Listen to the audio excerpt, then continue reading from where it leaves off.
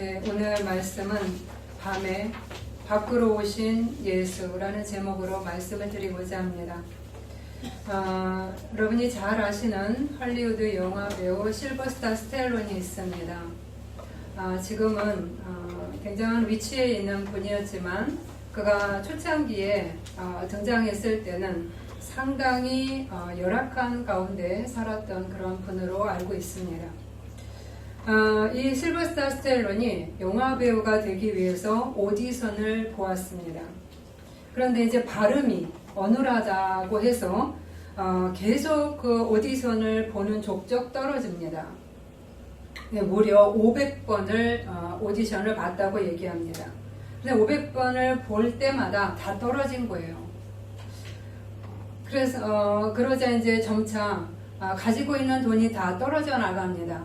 끼니를 때울 돈이 없을 정도로 처참해지기 시작을 했습니다. 그래서 그는 자기가 가장 사랑하고 아꼈던 그 반려견을 팔기로 결정을 내립니다. 얼마에 팔았냐면 5만 원에 팔았습니다. 제가 보기엔 큰 개였는데 그래서 사람들은 그를 비정한 주인이다 라고 하면서 욕하고 비난을 했습니다. 그런데 그는 뒤돌아서서 그 개를 팔고 난 다음에 눈물을 흘립니다. 이렇게 모든 것을 잃어버린 실버스타 스텔론이 우연히 그 TV 경기 그 무하마드 알리가 경기하는 그 권투를 보게 됩니다. 이 권투 경기를 보다가 온몸에 전율을 느끼는 거예요. 그걸 보면서 아이디어가 떠올리면서 3일 밤낮으로 영화 시나리오를 씁니다. 그것이 바로 여러분 우리들이 다 아는 로키입니다. 다 보셨겠죠? 안 보실 수도 있고. 그래서 이제 이 영화 시나리오를 이제 써갖고 제작사를 찾아갑니다. 제작사가 이 시나리오를 딱 보고 나더니 내가 이것을 사겠다. 내가 36만 달러에 사겠다. 그럼 지금 우리 돈으로 하면 5억 3천이라고 얘기를 합니다. 그때 돈도 하나도 없던 이 실버 스텔론이 5억 3천을 준다는 말을 들었죠. 그러면 어떨까요? 와우, 내가 이 글 하나를 썼는데 5억을 받아? 빨리 팔아야지 라고 생각할 수가 있겠죠. 그런데 그 제작사가 조건을 하나 붙입니다. 대신에 내가 이거를 5억 3천을 주고 살 테니 대신 주인공은 당신 말고 유명 배우를 써야 되겠다 라고 조건을 걸었습니다. 그렇죠. 무명을 누가 쓰겠습니까? 유명 배우를 내가 쓰겠다. 이 말을 듣고 실버스타 스텔론이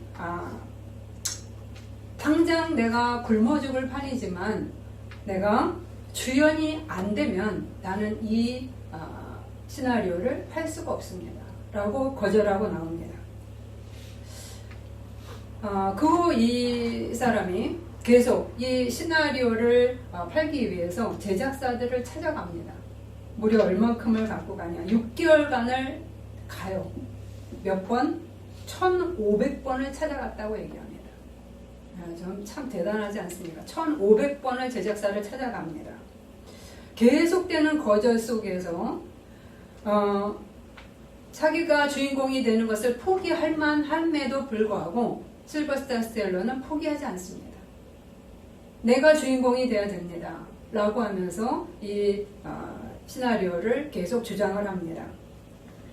그래서 결국은 그 시나리오를 우리나라 돈으로 3,500만 원에 팝니다. 대신에 자신이 주인공이 되는 조건으로 계약을 성사시킨 거죠. 로키가 아주 크게 영화가 성공을 했습니다. 그러자 그가 한 일이 무엇인가? 자신이 팔았던 그 반려견을 되찾기 위해서 그 반려견을 산 사람을 찾아갑니다. 그리고 자기가 5만 원에 그 개를 팔았는데 거기에 곱하기 300배를 해서 1,500만 원을 주고 그 반려견을 되찾아옵니다. 그러면서 그가 이렇게 얘기를 합니다. 인생에서 중요한 건 얼마나 세게 치느냐가 아니라 맞고도 계속 전진하느냐. 라고 말합니다. 그러니까 맞으면서 계속 내가 앞으로 전진해야 된다라고 얘기를 합니다. 여러분, 이 실버스타 스텔론의 이야기를 들으면서 어떤 생각이 드십니까? 저는 몇 가지가 떠오릅니다. 첫 번째, 와, 대단하다. 500번 오디션이 떨어지고, 그리고 1500번이나 시나리오를 거절당하면서도 주인공이 되려는 그 소원을 포기하지 않는 이 사람의 집요한 그 인내심과 끈기와 그런 열정. 대단하죠? 저라면 할 수 있었을까? 저는 자신이 없을 것 같습니다. 또 하나는 이 세상은 가진 것이 없는, 그리고 어눌한 말을 지닌 그 아웃사이더들, 비주류들을 배척하고 있다. 대신에 화려한 유명 배우, 즉 잘 알려진 주류들, 그 인사이더들을 우선적으로 대우하는 그러한 비정함을 보여주는 거죠. 제작사 입장에서도 충분히 이해가 됩니다. 그들이 성공을 해야지 자신도 괜히 돈 투자했다가 망하면 안 되니까 흥행에 어떤 조건을 붙이는 것은 이해가 됩니다. 그러나 어쨌든 간에 이 세상은 아웃사이더들, 즉 아무것도 없는 사람들이 일어서기에는 너무나 쉽지 않은 것을 보여주는 거지요. 또 하나, 우리는 과연 실버스타 스텔론처럼 이렇게 많이 떨어지고 거절하는 가운데서도 내가 맞고도 계속 전진할 수 있을까라는 그런 질문을 해봅니다. 저는 이렇게 500번이나 1500번이나 과연 할 수 있었을까? 저는 잘 모르겠습니다. 아마 중간에 조금 정리하지 않았을까 하는 생각이 듭니다. 여러분은 어떠세요? 아마도 우리의 많은 분들은 기다리다가 아니면 가다가 지치고, 그리고 거절감이 엄청 마음속에 깊이 내재화되고, 그리고 자존감과 용기를 잃어버리고 상처를 받고, 그래서 숨어버리고 포기하고 싶으실 거라고 저는 생각합니다.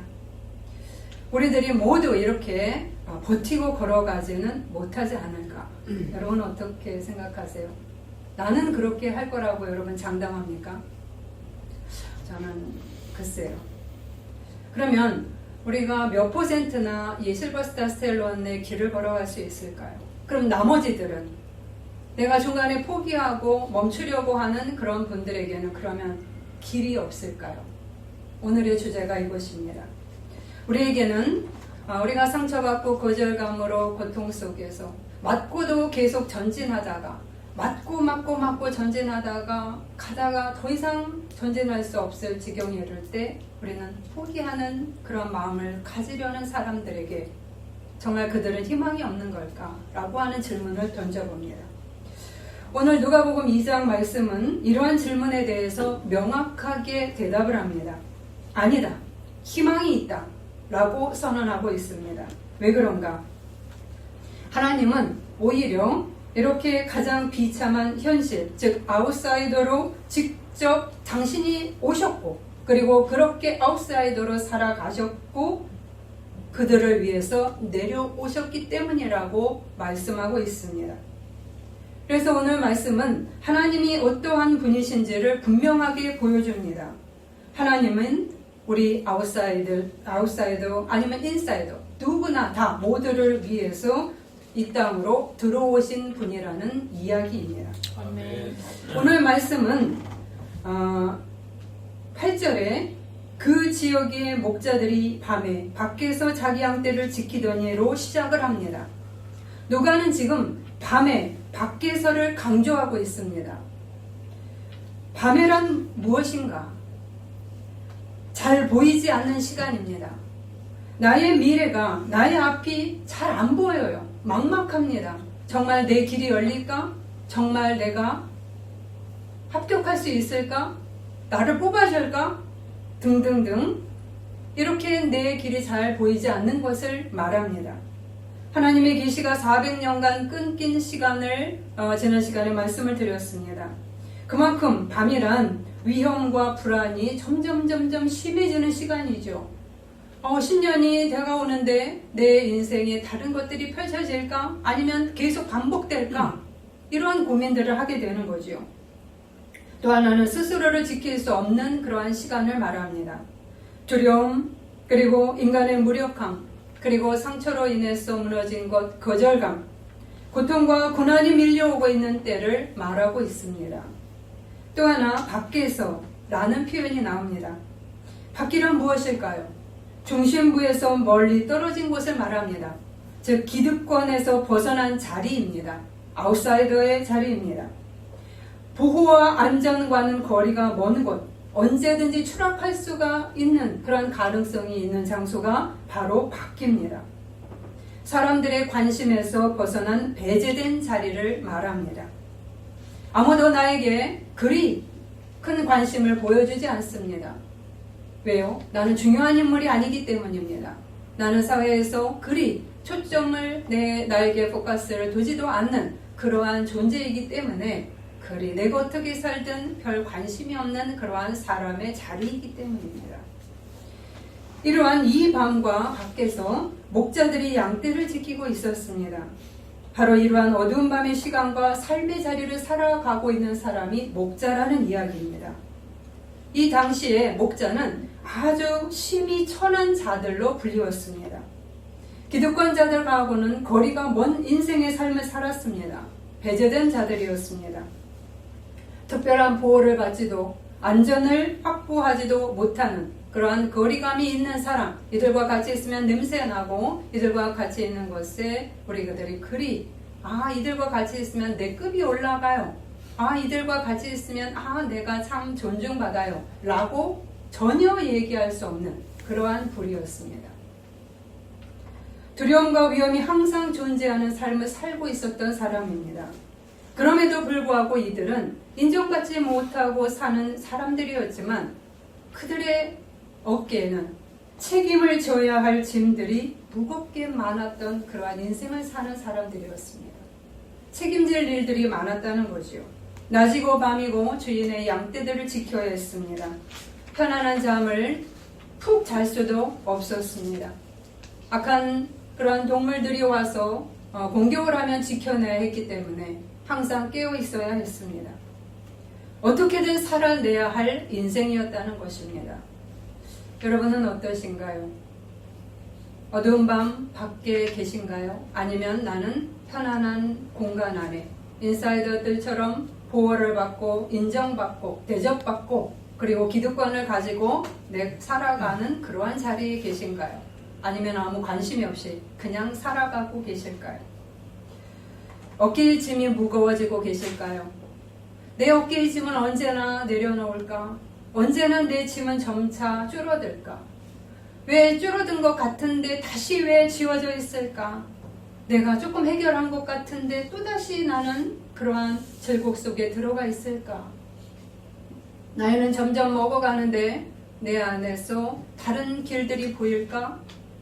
등등등 여러분이 고민하고 있다면 아마 우리는 목자의 마음을 충분히 이해할 수가 있을 것입니다. 그러나 이들에게도 기회는 다가왔습니다. 목자들에게 하나님의 천사가 나타난 것입니다.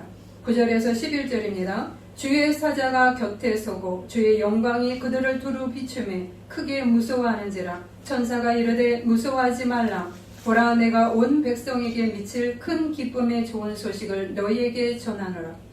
오늘 다윗의 동네에 너희를 위하여 구주가 나셨으니 곧 그리스도 주시니라. 아무도 그들을 도와줄 자가 없는 삶인 것 같았습니다. 그러나 그들을 찾아오신 분이 계셨습니다. 바로 예수 그리스도입니다. 예수 역시 가장 낮은 자, 배척받는 자리에 그리고 어둠의 시간, 폭압적인 죽음이 펼쳐지는 그 순간에 태어났습니다. 그리고 자랐고 사셨습니다. 이 예수의 소식이 천사 가브리엘을 통해서 목자들에게 전해지고 있습니다. 아마도 이 천사는 가브리엘이라고 이야기를 하고 있습니다. 마리아에게 나타났던 그 천사가 이 목자에게도 다시 나타나서 그들에게 희망을 전해줍니다.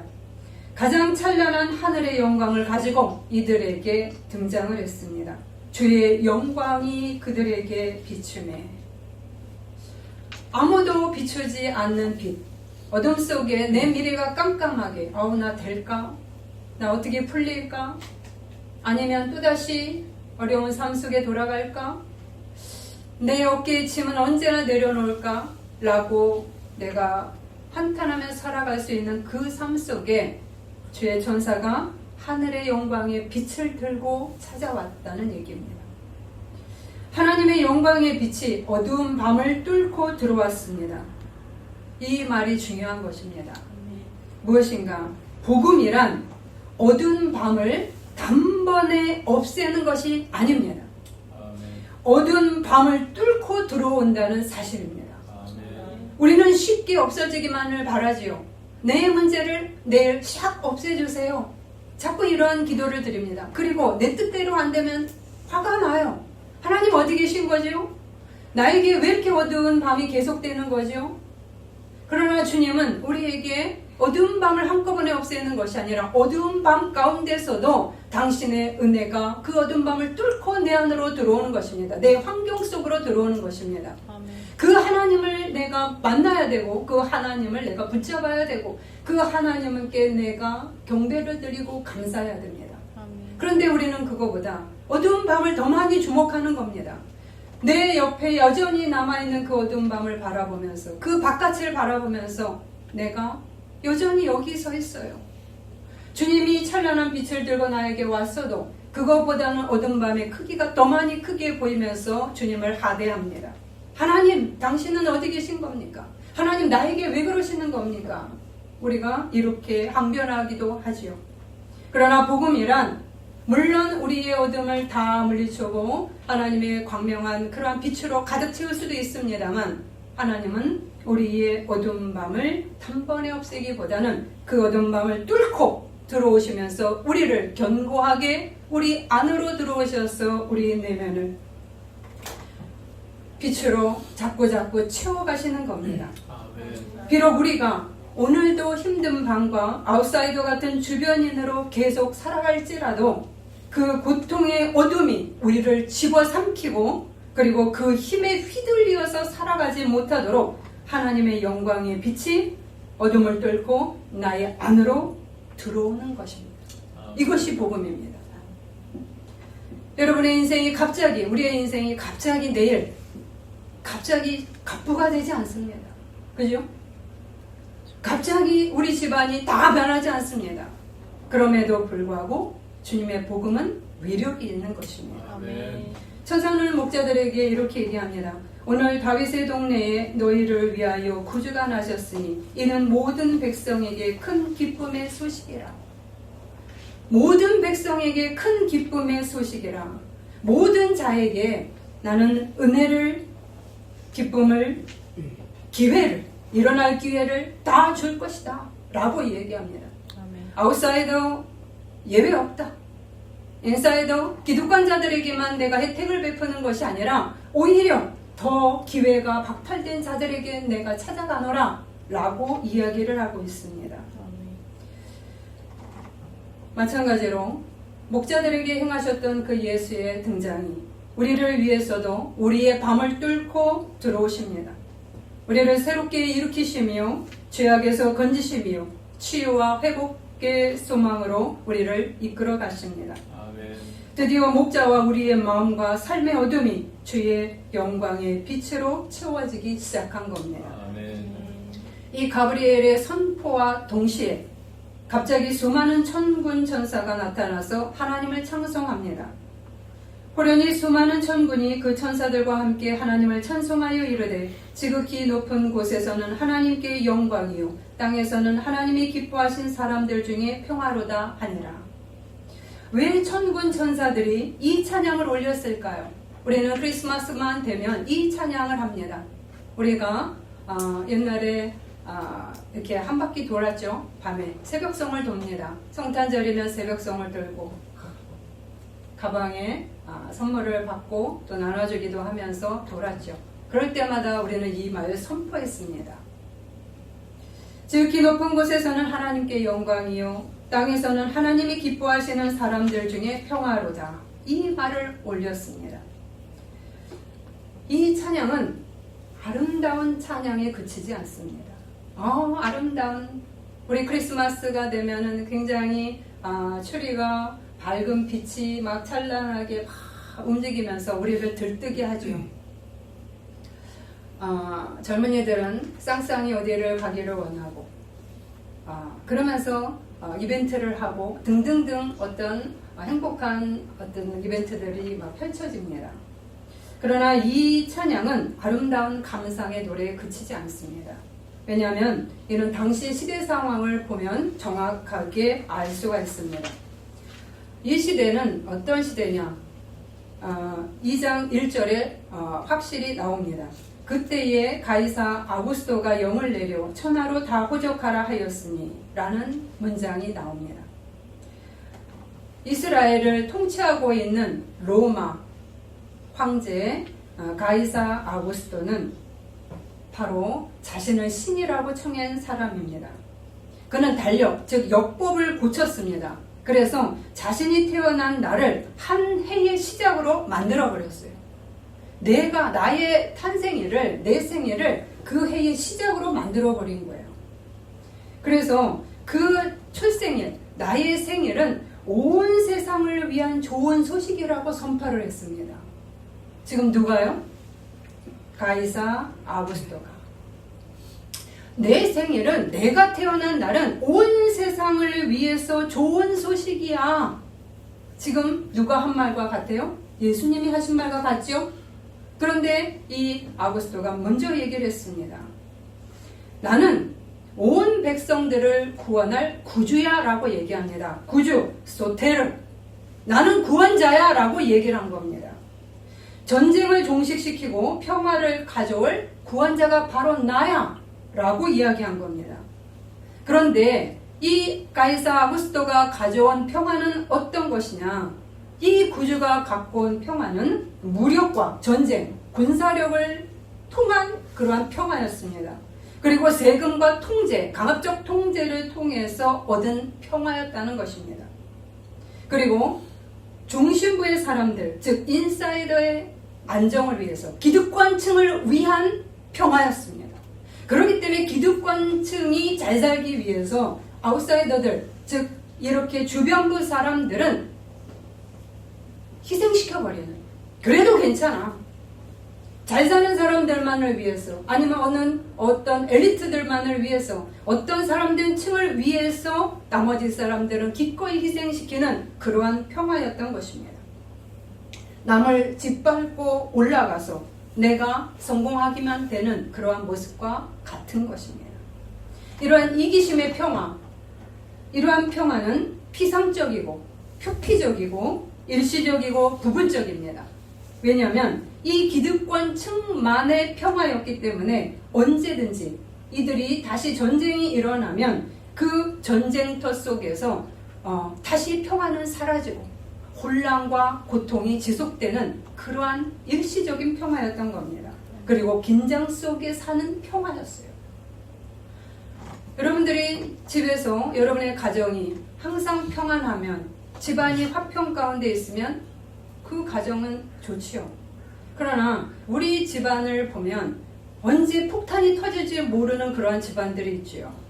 언제 싸울지 모릅니다. 언제 내 안에 혈기가 올라와서 서로 치고받고 살지 모르는 그러한 가정이 있습니다. 오늘 하루 편하다고 해서 이 가정이 평안이라고 얘기할 수 있을까요? 우리 안에 혈기와 못된 것들이 잘라져 나가지 않는 이상 그것은 언제 또다시 내일이면 또다시 반복될 수 있는 그런 힘을 갖고 있는 그런 내 집안이 전쟁터가 되는 그러한 곳이라면 하나님의 평안이 깊이 자리를 잡지 못한 겁니다. 물론 한꺼번에 다 되진 않죠. 그러나 바로 이런 가이사 아구스토의 평안이란 전쟁이 언제 항상 터질지 모르는 긴장 속에서 오늘 하루 그냥 무사히 넘어가면 괜찮은 그러한 평화라면 바로 이런 것입니다. 그리고 내 집안에서 힘 있는 사람이 꽉 누르는, 그러면 모든 것들이 잠시는 잠잠해지는, 큰 소리가 나는, 내가 제압하는 사람들의 그 목소리가 그 집안의 머리가 되어서 움직일 때, 그때 잠시 누리는 평화가 바로 이 가이사 아구스토가 주는 그러한 평화요, 세상이 주는 구세주의 역할이었습니다.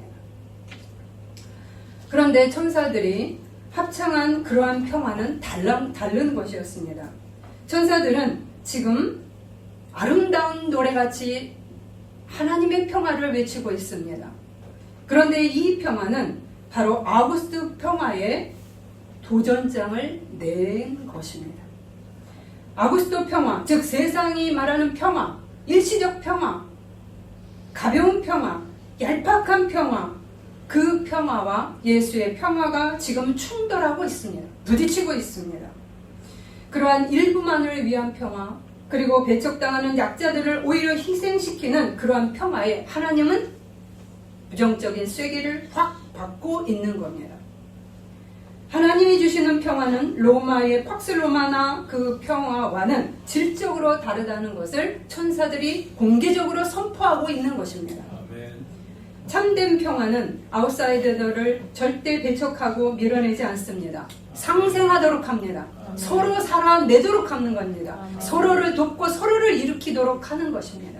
내 가정 안에서도 누구를 짓밟고 누가 내가 이기고 너가 이기는 게 아니라 서로를 살아나도록 하는 것이 바로 그리스도의 복음인 겁니다.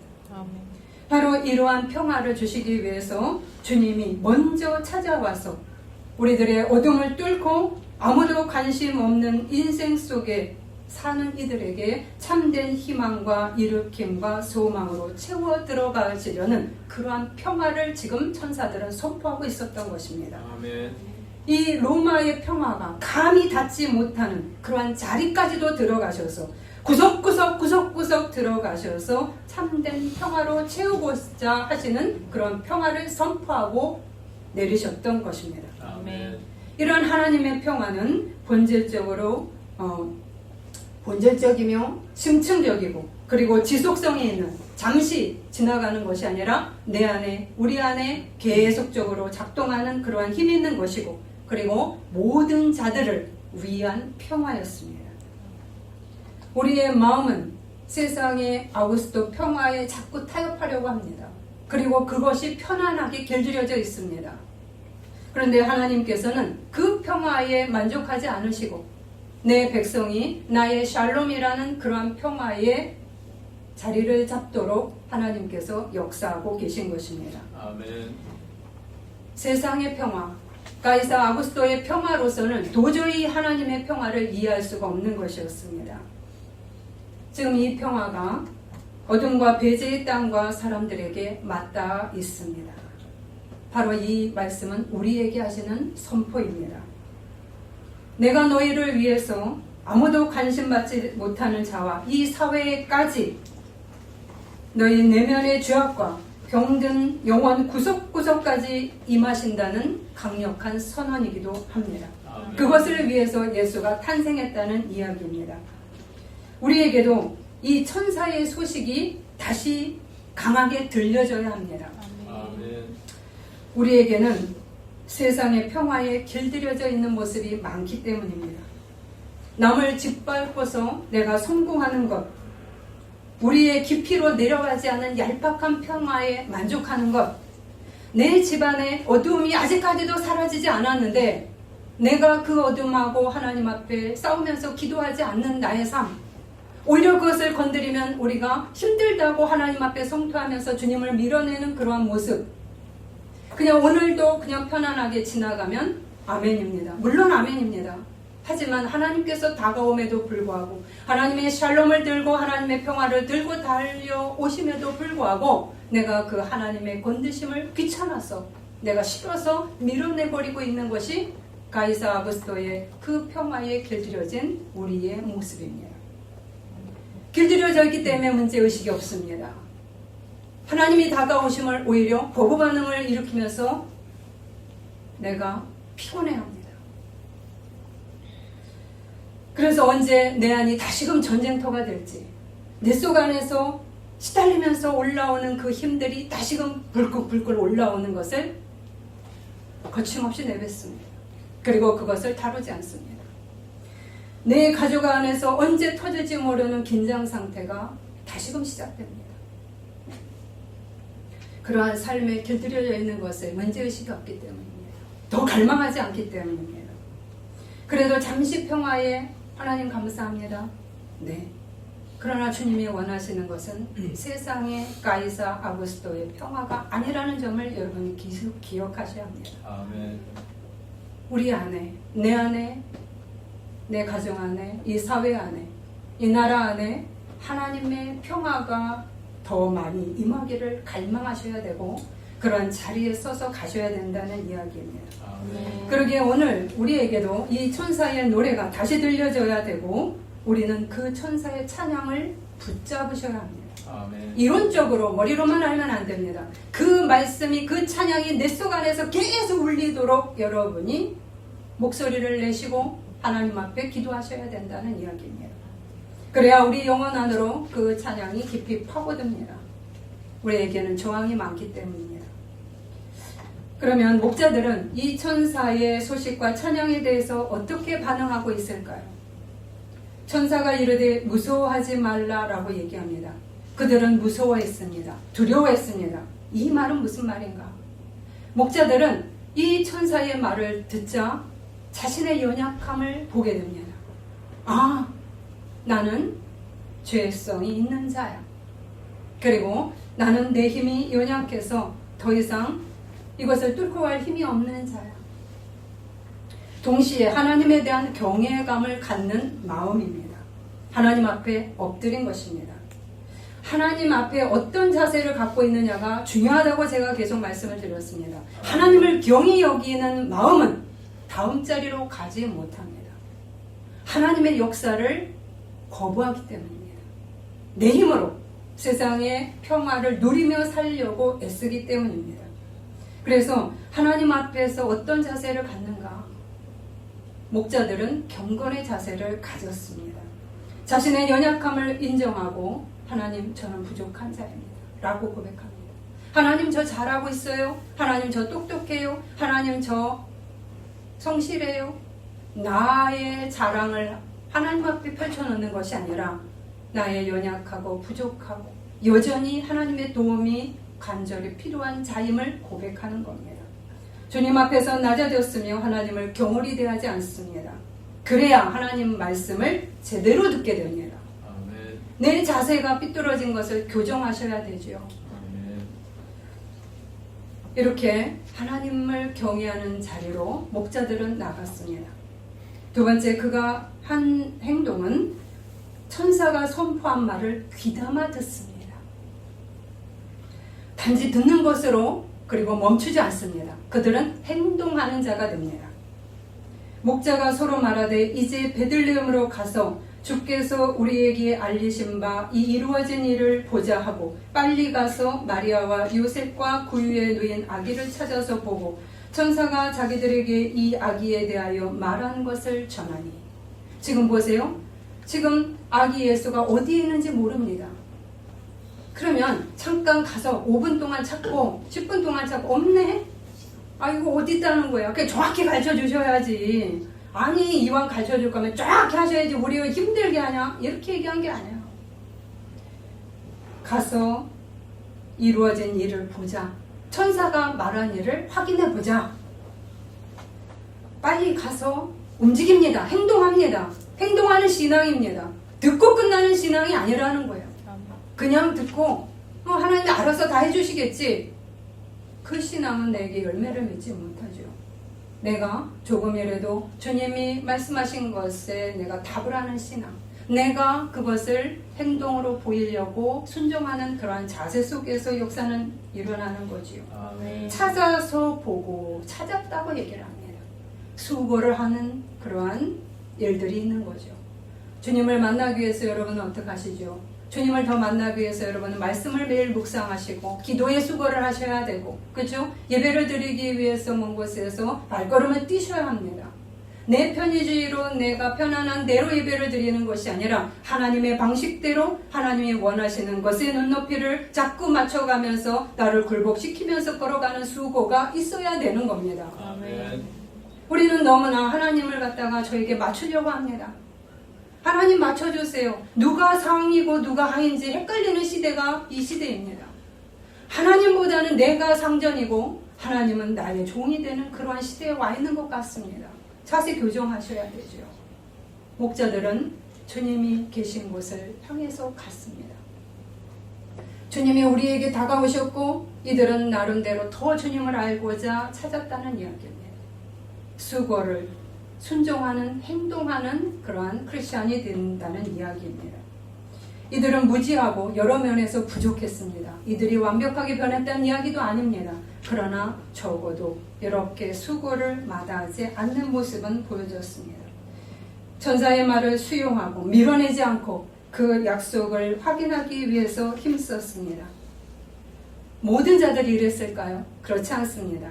18절에서 19절을 보십시오. 듣는 자가 다 목자들이 그들에게 말한 것들을 놀랍게 여기되 마리아는 이 모든 말을 마음에 새기어 생각하니라. 듣는 자가 목자들이 가서 전했어요. 천사가 이렇게 구주 예수 그리스도를 우리에게 보내셨습니다. 우리를 다시 일으킬 겁니다. 우리에게 희망이 있습니다. 주님이 직접 이렇게 세상의 평화 가운데서 당신의 하늘의 평화, 하늘의 영광을 갖고 우리에게 오신 분을 우리가 만났습니다. 당신에게도 우리 모두에게도 이렇게 배제된 이 땅 속에 주님은 더욱더 관심을 갖고 계십니다. 라고 선언했을 때 듣는 자들이 놀랍게 여기되, 이때 놀랍게는 세 번역에서 이상하게 여겼다라는 말입니다. 안 받아들였다는 얘기입니다. 의심의 눈초리로. 왜요? 목자들, 저 진짜야? 쟤네들이 진짜야? 내가 좀 믿을 수가 있을까? 의심의 눈초리로. 비판적인 자세로. 그리고 아고스토의 평화를 고수해 나간 것과 다름이 없습니다. 그런데 이에 비해서 마리아의 자세를 보십시오. 그녀는 이 말을 마음에 깊이 간직하고 또 새겼습니다. 새 번역본에 보면 마리아는 이 모든 말을 고이 간직하고 마음속에 곰곰이 되새겼다라는 표현이 나옵니다. 네. 여러분, 이 말을 내 것이 될 때까지 곱씹은 겁니다. 여러분, 이 말씀을 읽으시고 여러분에게 하나님이 응답을 주셨어요. 뭔가 우리가 예배를 통해서, 찬양을 통해서, 환경을 통해서 다양한 루트로 우리에게 주시는 말씀, 좋은 말씀이든 나쁜 말씀이든, 나에게 책망하는 말씀이든, 나를 칭찬하는 말씀이든, 나를 격려하고 미래의 소망을 주는 말씀이든, 그 말씀을 내가 씹어먹는 겁니다. 되새기고 되새기고 되새겨서 내 거화 시키는 거예요. 이게 있어야죠. 발췌해서 좋은 거는 꿀꺽 삼키고 내 거꾸로 온 것들은 탁 토해내는 이러한 자세가 아니었다는 이야기입니다. 여러분 어떠실까요? 여러분은 하나님이 주시는 다양한 말씀을 그대로 받아들이고 씹어 먹으십니까? 행동하십니까? 여러분은 어떤 말씀을 듣기 싫어서 말씀을 쭉 읽으시면, 여러분 성경을 읽어보세요. 성경에 어디 다 좋은 말만 나옵니까? 저주의 말과 축복의 말이 다 겹쳐 있어요. 왜요? 저주의 말도 축복의 말입니다. 그 말을 받을 때 나는 경계심을 띠고 내가 올바른 길로 갈 수 있는 경고판이 세워지기 때문입니다. 아멘. 그런데 여러분은, 우리는 축복의 말에는 야광펜이 쳐 있습니다. 그리고 우리에게 징계의 말이나 우리를 책망하는 말에는 살살 넘어가죠. 여러분의 성경책을 보세요. 한번 책망의 말에 얼마나 여러분의 줄이 쳐져 있는가, 축복의 말에 퍼센트가 더 많이 줄이 쳐져 있는가. 제 말이 틀리지 않을 겁니다. 그것들은 눈에 들어와요. 하지만 책망하는 말은 안 들어오죠. 그래서 우리는 한 바퀴 도는 겁니다. 우리는 마리아의 자세와 목자의 자세가 우리에게 필요합니다. 이들이 완벽한 것도 아니고 이들이 대단하게 변화된 것도 아닙니다. 그러나 자세만큼은 달랐다는 얘기죠. 여기에 따라서, 내가 어떠냐에 따라서, 어떤 자세냐에 따라서 갈림길이 나옵니다. 우리의 태도가 다음을 결정하기 때문입니다. 물론 하나님께서 그렇게 무기력하냐? 그렇지 않죠. 그러나 주님께서, 예수님께서 이 땅에 오실 때 자기 고향에서는 하나님의 놀라운 기적을 행하지 않았다고 얘기했습니다. 이곳이 오히려 더 악하다고 얘기를 하지 않았습니다. 바로 예수님께서 산 고향에서도 기적이 일어나지 않았어요. 왜요? 그들이 수용하는 자세가 없었기 때문입니다. 오히려 더 부패한 사마리아 사람들이 더 인정받지 못했던 그들에게 주의 역사가 일어났습니다. 이것이 수용하는가 아니냐에 따라 인생이 달라지는 것이지요.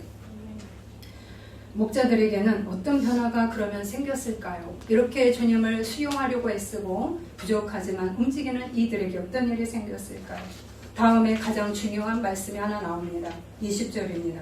목자들은 자기들에게 이르던 바와 같이 듣고 본 그 모든 것으로 인하여 하나님께 영광을 돌리고 찬송하며 돌아가니라.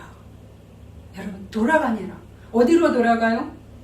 자기가 있던 장소로 돌아갔습니다. 그 장소는 밤의 시간이었고 여전히 밤이었습니다. 그리고 여전히 밖이었습니다. 자기의 삶의 일터로 돌아갔습니다. 여러분의 삶의 일터로 돌아가는 겁니다. 나의 삶의 일터. 갑자기 주님의 복음이, 하나님의 메시지가 나한테 떨어졌는데 내게 갑자기 낮이 온 게 아니죠. 여전히 밤이었습니다. 아직까지 취직이 안 됐고 아직까지도 내 환경이 확 풀리지 않을 수가 있다는 이야기입니다.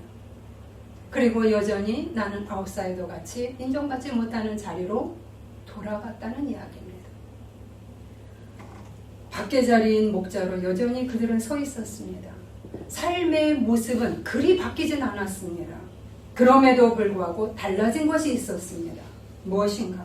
그들의 마음속에는 배척받는 자를 기꺼이 찾아오신 예수 그리스도의 사랑이 채워지기 시작을 했습니다.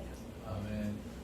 그들은 세상에서는 아웃사이더로 인정받지 못했을지라도 하나님 안에서, 예수 안에서는 인사이더, 중요한 사람들이 되어가고 있었습니다. 나도 가치 있는 사람이야. 나도 하나님의 사랑받는 자야. 나에게도 하나님은 앞으로 더 이끄실 것이야. 라는 희망이 그에게 가득 차기 시작을 했습니다. 그들에게 믿음이 채워지기 시작했을 것입니다. 그래서 그들의 입술 속에 하나님을 향해 영광과 찬양이 들려져 있습니다.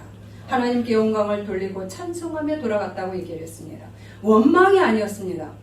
주님의 복음 메시지가 왔는데, 내가 신비 체험을 했는데, 내가 하나님의 응답을 받았는데, 하나님 내 환경이 여전히 똑같아요? 하나님 뭐 하신 거예요 도대체? 이렇게 얘기하신 게 아닌 거예요. 하나님 여전히 나의 삶은 어둡고 나의 삶은 여전히 그 자리인데 내가 달라졌어요. 내가 달라지고 있습니다. 내가 당신으로 자꾸만 채워지고 있습니다. 당신이 나를 가득가득 채우고 있습니다. 이전처럼 어두운 밤에 길들여진 채 살아가는 존재로 나는 더 이상 살지 않을 수 있게 되었습니다. 하나님, 당신께 영광을 돌리고 당신께 감사합니다. 하나님 앞에 원망하는 입술이 아닙니다. 하나님을 오히려 찬양하는 입술이 그들에게 임하였습니다. 아멘. 이들은 점차 앞으로 나아가게 되겠죠. 왜요? 이렇게 주님을 수용하는 자에게, 기꺼이 시간을 내서 주님 앞에 헌신하는 자에게 주님이 어떻게 할까요? 그들을 길러내시는 겁니다. 아멘. 여러분, 갑자기 콩나물이 자라지 않죠. 여러분, 콩나물에 콩을 심었는데 내일이면 콩나물 여러분 반찬에 드세요? 아니지 않습니까? 시간이 들리고 계속 물을 주면서 그게 자라날 때까지 인내로 길러냅니다. 이런 기르는 작업을 주님이 기꺼이 하시겠다는 겁니다.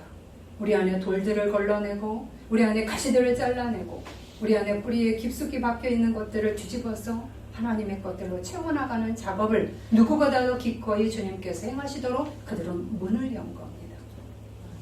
바로 지금은 부족해요. 여전히 환경은 제대로 안 풀릴 겁니다. 그러나 앞으로는 풀리겠죠. 더 낫게 달라지겠죠. 내 삶이 변하겠죠. 더 좋게 반드시 이루시는 분입니다. 아멘. 내 영혼이 잘된 같이 내가 범사에 잘되기를 원하노라. 여러분, 내 영혼이 하나님 앞에 먼저 쓰셔야 되죠. 내 환경이 먼저 변하면 여러분 변질됩니다. 변질되죠. 다 돌아갑니다. 그러나 내 영혼이 하나님 앞에 바르게 서기 시작하는 것이 이루어지면 내 환경이 어떠할지라도 굳건히 나가며 그 환경을 하나님께서 변화시키는 은혜가 역시도 같이 이루어질 수가 있습니다. 아멘. 왜냐? 진정한 주님의 평화는 아구스토의 얄팍하고 길들어진 평화와 계속해서 싸우시기 때문입니다. 이것이 기뻐하시는 자에게 평화로다라는 의미입니다. 기뻐하시는 자, 하나님이 기뻐하시는 자 누구예요? 바로 이렇게 주님의 길을 기꺼이 따르고자 하는 자들에게 평화입니다. 아멘. 오늘 우리에게도 이 말씀을 전해주고 계십니다. 주님의 말씀을 따라 행동하시려 하십니까? 행동하셔야 합니다. 그러면 우리는 바뀔 겁니다. 아멘. 반드시 바뀔 겁니다. 아멘. 하나님이 들어오신 이상 우리를 그대로 놔두시지 않습니다. 아멘. 우리 내면은 더욱더 단단해질 것이고 자존감이 없고 거절감에 두려워했던 우리는 강단이 있는 사람으로 바뀌죠. 그러나 이기심이 있는 강단이 아닙니다. 나만 알고 내 옆을 보지 못하는 그런 것이 아니라 너도 살고 나도 살고 배려하는 그러한 강단 있는 자로 바뀔 것입니다. 아멘.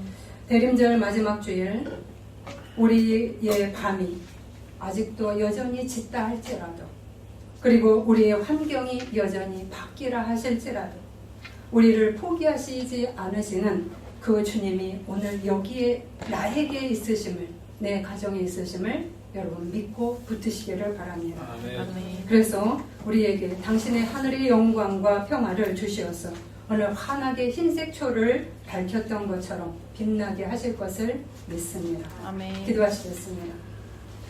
세상이 주는 얄팍하고 일시적인 기득권 충만을 위한 긴장을 일으키는 평화에 하늘의 도전장을 내시고 거침없이 밤에 밖으로 오신 예수님께 깊은 감사를 드립니다.